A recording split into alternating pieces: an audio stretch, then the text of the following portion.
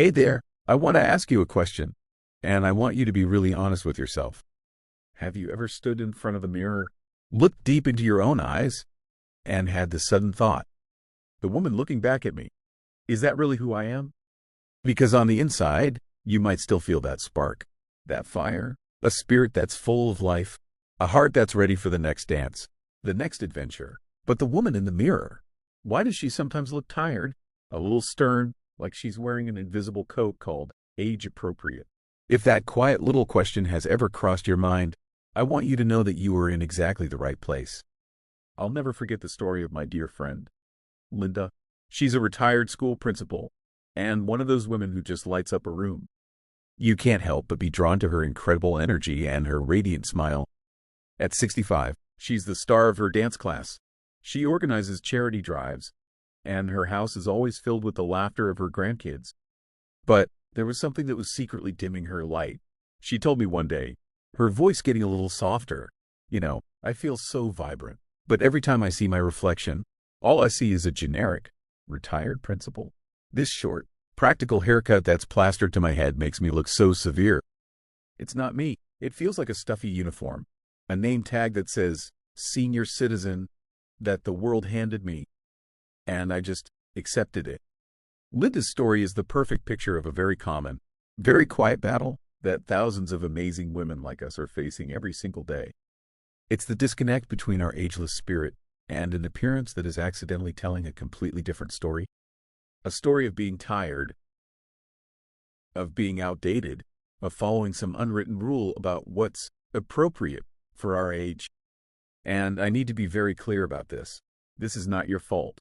This is the result of unintentional habits, of advice that's long expired, or of simply choosing convenience, without realizing we were trading away our confidence and our personal style. But today, we are going to change the narrative. In our time together, we are going to unpack the 5 most common hairstyle mistakes, the 5 silent saboteurs that are unintentionally adding years to your reflection. But more importantly, we're not just going to point out the problems. I am here, as your expert and as your friend, to give you the detailed, insider secrets and the real-world solutions to fix them. Now, this isn't going to be some boring, theoretical lecture.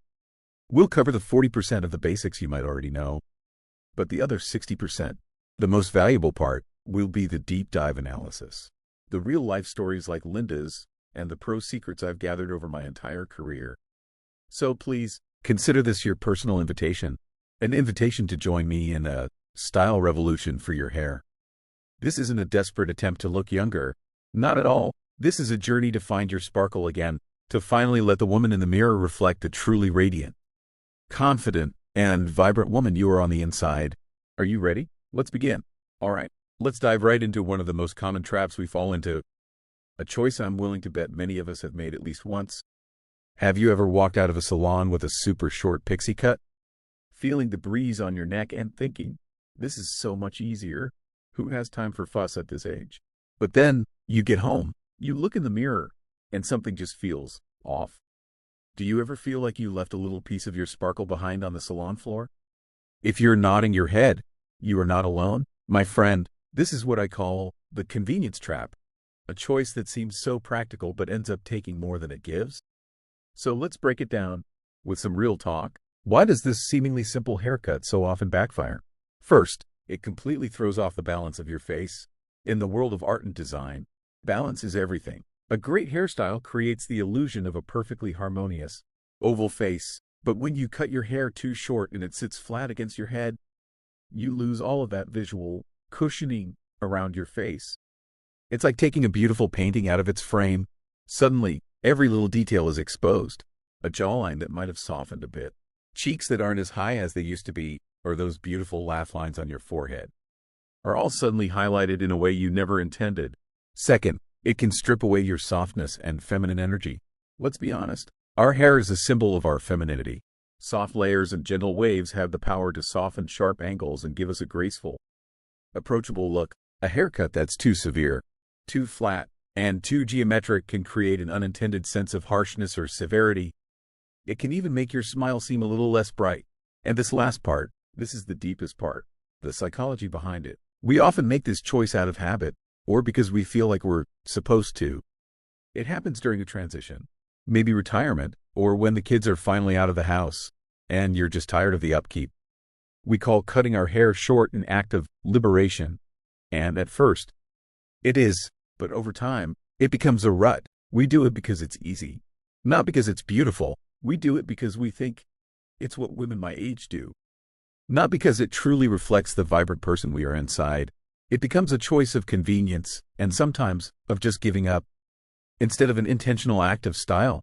I've been in that trap myself. I remember on my 60th birthday, after years of having shoulder-length hair, I decided to go for a dramatic pixie cut. I thought I'd look chic and modern. The truth? I cried when I looked in the mirror. I didn't recognize the woman staring back at me. She looked gaunt, harsh, and at least 10 years older. People said it looked neat, which I knew was just their polite way of saying they didn't like it. It took me almost a year to grow it out, and it was the most powerful lesson I ever learned. Convenience should never, ever come at the expense of your confidence. And my story isn't unique. It reminds me of my dear client, Carol. She's a retired accountant, sharp as a tack, with a brilliant mind and so much energy, but her super short, flat haircut made her look like a stern headmistress. She told me, her voice full of frustration. At my old high school reunion, my friends kept saying I looked so serious. My own grandkids told me, "Grandma, you look strict." It broke my heart. I feel so joyful on the inside. So why does the woman in the mirror look so stern? Carol felt like she was wearing a uniform that didn't fit. A uniform called serious old woman, all because of a haircut. So, is short hair the enemy for women over 60? Absolutely not. The right short haircut is a powerful statement of confidence in modern style. The key isn't the length. It's the *** you put into it, the texture and the shape. So when you go to the salon, what do you tell your stylist? Instead of just saying, cut it short, try using these magic words. Number 1, I want soft, blended layers. Picture delicate, feathered layers that create movement. They will make your hair look fuller and more alive, even when you do nothing to it. Number 2, give me a little lift at the crown. Just a touch. A little bit of volume on top creates a visual facelift effect, drawing the eye upward and making your entire face look more awake and energetic. It's a proven visual trick that artists have used for centuries. Lines that go up signal youth and vitality. Number 3, let's add a soft, side-swept bang or some face-framing pieces. This is the real game changer. A soft bang can hide fine lines, draw all the attention to your beautiful eyes, and soften your entire look. And number 4, how about we try a little bit of subtle asymmetry? Having one side slightly longer than the other, or a deep side part, breaks up the monotony and gives you an incredibly chic, modern edge. Think of the gorgeous, airy pixie cuts on Dame Judi Dench, or the perfectly textured bobs on Sharon Stone. They are living proof of how stunning and youthful short hair can be when it's done right. Now, be honest with me. Is there a little pot of styling wax or a can of texturizing spray collecting dust in your bathroom? If not, that's your next small investment. And don't be intimidated by it. It's the easiest thing in the world. After you dry your hair, take a pea-sized amount of wax, warm it up in your palms until it disappears. Then, just run your fingers through your hair, tousle it, gently pinch and twist a few pieces here and there. In just 30 seconds, your flat haircut will have dimension, depth, and personality. The legendary stylist Vidal Sassoon once said, "The cut has to be geometric, but the hair has to be alive, and texture is what brings your hair to life." So, before we move on to the next mistake, I want you to go look in the mirror right now and ask your hair this question. Are you telling a story of habit? Or are you expressing the intentional, vibrant woman I am today? And just as we freed ourselves from the trap of too little hair, too little shape, too little softness, there's another equally sneaky trap waiting for us on the other side of the spectrum. The trap of too much weight, too much length, all silently dragging down your features and your spirit. So let's dive into our next mistake, where long, feminine hair can actually become a heavy burden. Okay, let's talk about the flip side of the coin. I think so many of us have a deep emotional connection to long hair. Don't we? Maybe it was a part of your identity when you were younger, a quiet source of pride. But let me ask you a very honest question. That long hair you're holding onto today, does it still make you feel graceful and light on your feet like it used to? Or, if you're really being honest, does it sometimes feel like a heavy blanket, weighing you down and hiding the beautiful woman underneath? If that question hit home, even just a little bit, you might be caught in the trap of heavy, one-length hair, a style that feels safe and familiar, but is secretly pulling your whole look down. Let's get into the nitty-gritty of why this happens, from both a scientific and a style perspective. First, let's talk about some simple, undeniable physics. Here's a fact that might shock you. A healthy head of long, waist-length hair can weigh up to a pound, sometimes even more. Now, I want you to imagine that weight, day after day, year after year, pulling on the skin of your scalp. That constant tension doesn't just cause neck pain and headaches. Over time, it literally contributes to the sagging of the skin on your forehead, your temples, and your cheeks. That isn't speculation. That's just pure mechanics. And then there's the effect it has on your style. Long, heavy, unlayered hair hangs like two curtains on either side of your face. It hides your gorgeous bone structure, your cheekbones, your jawline, instead of celebrating it. Even worse, it puts all the signs of aging hair on full display. The roots might look healthy, but the ends, where the hair is oldest, often look thin, dry, and split. And because it's so heavy, it's nearly impossible to style. It won't hold a curl. It won't keep any volume at the root. So your only option becomes a ponytail or a bun. Your hair becomes something you have to manage and get out of the way. Instead of being your greatest accessory, I have a dear cousin. She's been famous in our family for her long, beautiful hair her whole life. She always said it was her trademark. But when I saw her last Christmas, at 65, her hair was pulled back in a tight bun. I asked her why she never wears it down anymore. She sighed and said, "Oh, honey, it's just too heavy. It gives me a headache if I wear it down for more than an hour, and it's always in my way." The very thing that was once her pride and joy had become a literal pain in the neck. My cousin's story always makes me think of my friend, Donna. Donna was known in our neighborhood for the long hair she'd kept since she was a teenager. She was holding onto it as a way of holding onto her youth, without realizing it was making her look older and more tired than she really was. Her hair was still long, but it had lost its bounce. It just hung there. The long strands pulled her face down, hiding her warm smile and making her look perpetually weary. Anytime someone suggested she cut it, she'd just wave her hand and say, "Oh, but it's my hair. It wouldn't be me without it." She was afraid that cutting her hair meant cutting away her past, cutting away who she used to be. And here's the fantastic news I want to share with Donna, with my cousin, and with all of you. You absolutely do not have to sacrifice the length you love. The secret to reviving long hair, the magic bullet, is one single word: layers asterisk. Strategically cut layers remove the internal weight and bulk from your hair, while keeping the external length. It instantly sets your hair free, giving it asterisk movement, bounce, and softness asterisk. If you have a round or square face, ask for long, soft layers that start below your chin. They'll create a lengthening effect and soften any sharp angles. If you have a long face, try shorter layers that start around your cheekbones to create the illusion of width and balance. And never, ever forget to ask for face framing layers. Those few shorter pieces right around the front are the secret weapon to an instant, brighter, more put-together look. As the famous celebrity stylist Chris McMillan, the man who created Jennifer Aniston's iconic haircut, once said, "Layers are what give hair a style. Without them, hair is just hair." I want you to try a little experiment right now. Stand up and flip your hair. Go on, try it. Does it fly? Does it move? Or does it just sort of shift from one side to the other? Hair with movement catches the light beautifully. It creates a shimmer when you walk. It makes you look energetic and full of life. In a survey by Allure magazine, over 80% of people agreed that the healthiest and most attractive hair is hair that has natural movement. It's not just about aesthetics. It's about energy. Flat, lifeless hair can silently dim that spark inside of you. So, my question to you is this: when was the last time you really tossed your hair and felt it fly? If you can't remember, maybe it's time to visit your stylist and say the magic word: layers. It's time to set your hair free. So, we've now tackled the issues of shape and weight. Your hair is now lighter, and it's full of life and movement. But what if all that beautiful movement is happening on top of the wrong hair color? A color that's too dark can cast an invisible shadow on your face, canceling out all your styling efforts and making you look harsh. And that is the third mistake we are about to shine a very bright light on. Right now, all right, let's talk about a habit. that I bet at least 8 out of 10 of us have been guilty of at some point, and that is dyeing our hair jet black or super dark to cover the gray. When you see that first silver strand, isn't your first instinct to just erase it?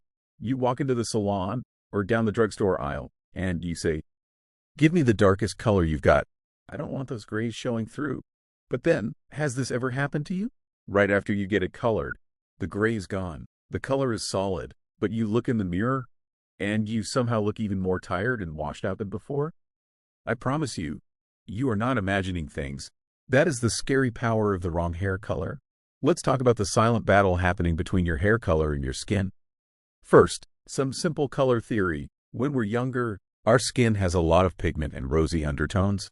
A dark, dramatic hair color creates a beautiful, striking contrast against that youthful skin. But as we mature, we naturally lose some of that pigment and subcutaneous fat. Our skin becomes a bit thinner, more translucent, and our skin tone often cools down. Now, when you put a harsh, flat, solid black color right next to that softer, more delicate skin, it's like putting a heavy, sharp, black modern frame around a soft watercolor painting. The harsh frame completely overpowers the art. It makes every line, every shadow, every bit of dark under eye circle, and every sunspot on your face pop in the worst possible way. And then there's the very real, very frustrating practical problem. When you dye your hair that dark, just a week or two later, that bright white line of regrowth appears right at your part. It's what we call the skunk stripe. It looks harsh, it feels messy, and it puts you on a nonstop hamster wheel of salon appointments. I will never forget my own personal wake-up call. It was about 5 years ago. I was looking at a family photo from a trip to the beach. Under that bright, direct sunlight, my dark brown hair looked like a solid, plastic helmet. It wasn't reflecting any light. It was absorbing it, casting these strange, harsh shadows on my face. It made the lines around my eyes and mouth look like deep crevices. In that photo, I looked exhausted, and honestly, I looked angry. That was my light bulb moment. I realized the hair color that had been my signature look for 20 years was now betraying me.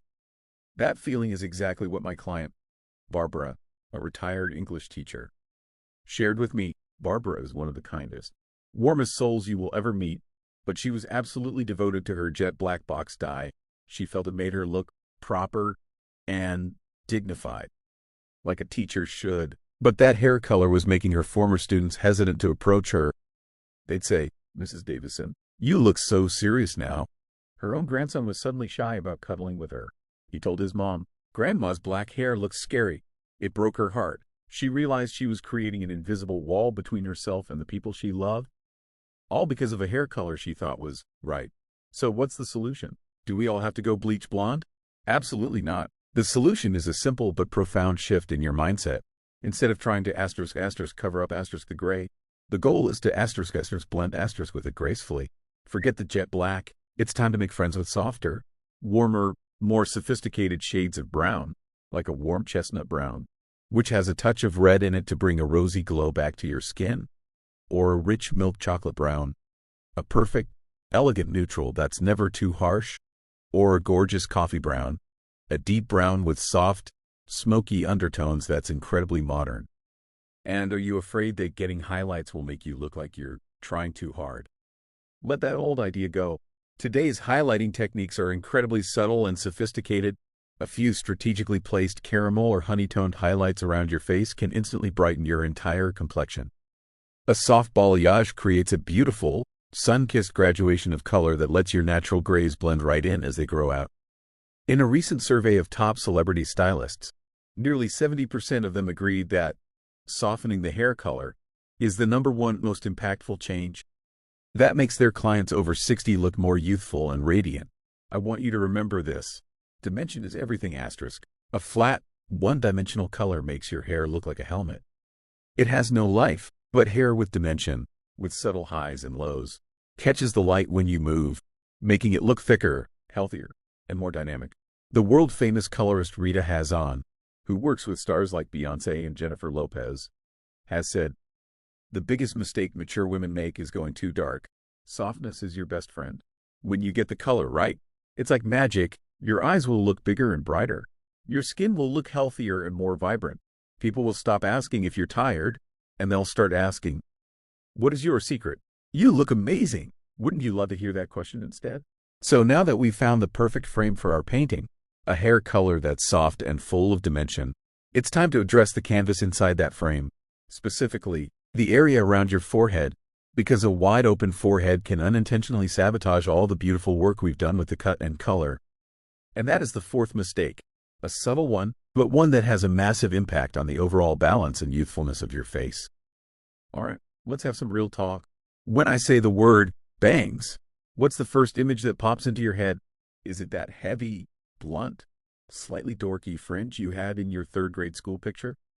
Or maybe you're thinking about the sticky, frizzy mess they can become on a hot summer day? And let's be honest, maybe the biggest fear is that people will think you're trying too hard. Trying to look like a teenager again? If any of that sounds familiar, I get it. I really do. But I am here today to tell you that it's time for a major update on our definition of bangs. Because leaving your forehead completely bare might be one of the sneakiest mistakes that's adding years to your face. Let's break down the beautiful, graceful, visual trickery of a good fringe. First, the optical illusion. They are a real-life soft focus filter. In art and photography, there's a golden rule called the rule of thirds, which creates balance and harmony in an image. Our faces follow the same rule. A wide-open forehead can throw that balance off, making the top third of your face look too large and drawing all the attention there. And unfortunately, that's also where the signs of a life well lived, like our expression lines, tend to show up the most. A soft, modern bang doesn't hide you. It simply softens the focus, diffuses the light, and restores that beautiful, natural balance to your face. Second, they are like little arrows pointing directly to the windows of your soul. Your eyes. Your eyes are where your wisdom, your warmth, and your energy truly shine. When you frame them with a soft fringe, you are telling the world exactly where to look. Your entire presence becomes more engaging, more captivating, and more you. I have a confession to make. I used to be aggressively anti-bangs. I thought they were too fussy, too juvenile. But one day, my daughter took a candid photo of me, and the first thing I saw when I looked at it wasn't my smile. It was my forehead and the worry lines etched into it. My eyes, which I've always liked, seemed to just fade into the background. It was a shocking moment, and I knew I had to make a change. The first time I got soft, curtain bangs in my late 50s, I was stunned. It was as if a beautiful, blurring filter had been placed over my forehead, and suddenly, my eyes were the stars of the show again. My fear was the same fear my client, Susan, a lovely flower shop owner, had. Susan has the most romantic, gentle soul, but her hairstyle, parted down the middle and tucked behind her ears, made her look stern and a little severe, the complete opposite of who she is. She dreamed of having a softer style but was haunted by the thought that women my age don't get bangs. After our chat, she bravely went for long, sweeping curtain bangs. The result was incredible. The new style didn't just soften her forehead, it highlighted her cheekbones and made her smile seem even wider. She told me that her customers now say she looks as fresh and lovely as the flowers she sells. She finally found the harmony between her inside and her outside. So, welcome to the world of modern, sophisticated bangs. They are lighter, softer, and more blended than ever before. Side-swept bangs. These are your safest, most versatile option. They work on almost everyone and create a soft, diagonal line that is incredibly slimming for the face. Curtain bangs. This is that trendy, center-parted style that sweeps away from the face. They are effortlessly chic and fantastic for hiding any thinning at the temples. And wispy bangs. Just a few see-through, delicate strands that add a touch of youthful sweetness without any of the weight. Now, here is a very important warning. Please, say no to thick, heavy, horizontal bangs cut straight across. They create a harsh line that literally cuts your face in half and can make you look much older and dated. The celebrity hairstylist Ken Paves, who has worked with stars like Victoria Beckham and Eva Longoria, has a wonderful quote about this. He said, "Bangs are the cheapest, easiest, non-surgical facelift you can get. But what about the humidity? Especially for those of you in the South? Here are my secret weapons. 1. Always choose a lighter, wispier style. Less hair means less opportunity to get sticky. 2. Dry shampoo is your best friend. Always keep a can in your purse. A quick spritz at the roots will bring them back to life instantly. 3. Blow dry them properly. Always dry your bangs first, right after you get out of the shower, using a round brush to give them shape. And 4. Oil blotting papers. This is a sneaky little trick. Dabbing a sheet on your forehead midday will stop oil from transferring to your bangs. I want you to try a little test right now. Stand in front of a mirror and use a comb or your fingers to gently cover the top of your forehead. What do you see? Do your eyes pop a little more? Does your face look more balanced? If the answer is yes, you know what to do. So, we've got a great cut, a dimensional color, and now the perfect fringe to frame your beautiful face.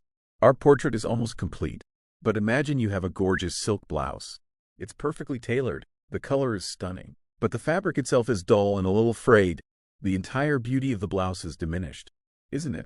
Our hair is exactly the same. If the fabric of our hair isn't healthy and shiny, all of our hard work isn't quite complete. And that is the final piece of the puzzle, the fifth mistake that we need to fix. Okay, let's talk about the final piece of the puzzle, the very foundation of it all. I want you to do something with me right now. Go ahead, run your fingers through your hair. Just gently, from the roots to the ends. What do you feel? Does it feel soft, silky, or do you feel a little bit of roughness? A little bit of dryness under your fingertips? Now look at your hair in the light. Is it reflecting the light with a healthy shine, or does it seem to just absorb the light? Looking a little dull? This is our final mistake, and it's the most fundamental one. Because it has nothing to do with the style you choose, and everything to do with the actual fabric of your hair. You can have the most fabulous haircut and the most gorgeous color in the world. But if your hair looks dry, brittle, and lifeless, all of that beautiful work is only telling half the story. So, what is really going on with our hair as we mature? Let's talk science, but let's make it simple. Think of each strand of your hair as being covered in tiny little scales, like shingles on a roof. This is called the cuticle. When we're young, those shingles lie down flat and tight, creating a smooth surface that reflects light, and that's what we call shine. At the same time, our scalp produces a natural oil called sebum, which is our body's own perfect hair conditioner. As we get older, both of these processes slow down. The cuticle layer can get damaged, causing the shingles to lift up, which makes the hair feel rough and unable to reflect light. And our scalp produces less of that natural conditioning oil, which leads to dryness. A dull head of hair absorbs light instead of reflecting it. It creates a sort of dim halo around you, which can make your skin look dull and tired by association. It sends a quiet message of neglect, even when that's not the case at all. My own mother had the most beautiful silver hair, but as she got into her 60s, it became dry and lost its sparkle. She used to tell me, "Honey, that's just what happens when you get old. You just have to accept it." And that sense of resignation is something I see in so many women of her generation. They accept dull, lifeless hair as an inevitable part of aging. But I refuse to believe that. I brought her a deep conditioning treatment and patiently showed her how to do a weekly hair mask with coconut oil. At first, she thought it was a fuss, but she did it, and about 2 months later, something magical happened. That beautiful, sparkling silver shine started to come back. Her hair was noticeably softer for the first time in years. I saw my mom standing in front of the mirror, smiling, and just proudly running her fingers through her hair. I knew in that moment, we weren't just restoring her hair, we were reigniting a little bit of joy, a little bit of confidence that had gone dormant. Restoring the health of your hair is like tending to a garden. It requires patience and a complete 360-degree approach. Step 1. Choose the right products. This is your hair's food. Read the labels. Look for formulas that are sulfate-free to avoid stripping your hair, and look for these powerhouse ingredients. Keratin, which helps to patch up damaged spots in the hair strand. Collagen and hyaluronic acid. Yes, the same stuff in your face cream. They provide deep moisture and elasticity. And natural oils like argan or jojoba oil, which deliver softness and shine. Step 2. Get regular trims. Don't be afraid to snip off those dry, split ends. A fresh trim is the fastest way to make your hair look thicker and healthier instantly. Step 3. Add a finishing shine. Think of this as the lip gloss for your hair.